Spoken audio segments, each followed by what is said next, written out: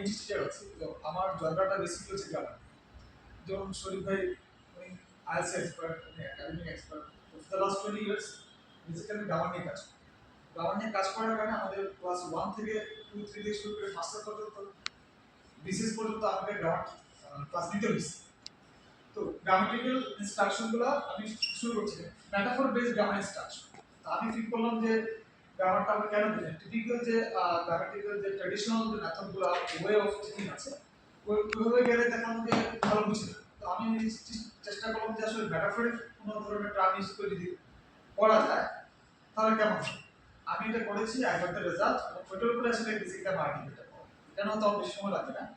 This is the name of the article, metaphor-based grammar instruction, teaching clause, words, forms, subordinates through a live dead bullets.